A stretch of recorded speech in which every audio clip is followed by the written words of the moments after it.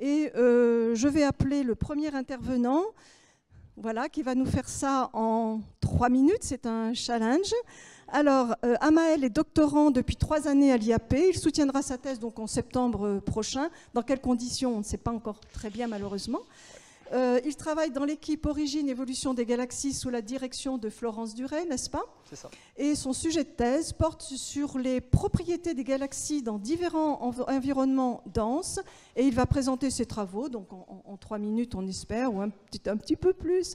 Et le titre de son intervention est « Détection de lumière diffuse dans les amas de galaxies ». Tu as la parole, Amael, pour 3 minutes. Eh bien, merci. Merci pour l'introduction.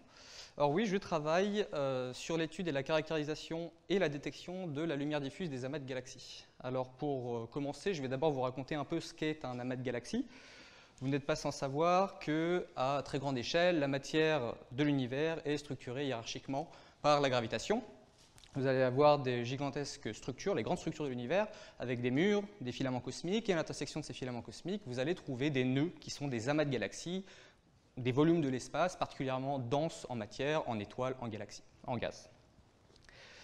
Je m'intéresse à une composante particulière de ces amas de galaxies qui est leur lumière diffuse. Alors pour vous introduire ce que c'est, le mieux c'est de vous montrer une vidéo.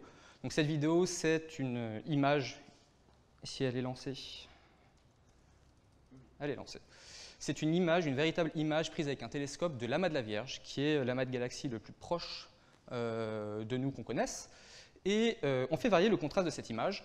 Au début, on voit seulement les sources brillantes, qui sont les galaxies, et ensuite, on fait baisser le contraste pour faire apparaître les composantes diffuses. Et on se rend compte qu'en fait, l'espace entre les galaxies, qui a l'air complètement vide à la base, est complètement occupé par de la lumière, donc à faible brillance de surface, de la lumière diffuse. C'est donc la lumière diffuse intra-amas ou lumière diffuse des amas de galaxies. On pense aujourd'hui que cette lumière diffuse, elle est émise par des étoiles qui n'appartiennent à aucune galaxie en particulier. Alors, si vous avez un minimum de connaissances en astrophysique, vous devriez me dire à ce moment-là que oh, c'est bizarre, des étoiles qui n'appartiennent à aucune galaxie. Par définition, les étoiles sont formées dans les galaxies, les étoiles sont dans les galaxies. Et je vous répondrai que le premier point est tout à fait juste. Ces étoiles sont bel et bien formées dans les galaxies comme prévu. Il se trouve juste qu'elles en sont ensuite arrachées. Pour vous montrer comment ça se passe, voici une autre vidéo qui est une simulation cette fois où vous voyez un filament cosmique s'effondrer gravitationnellement en un amas de galaxies.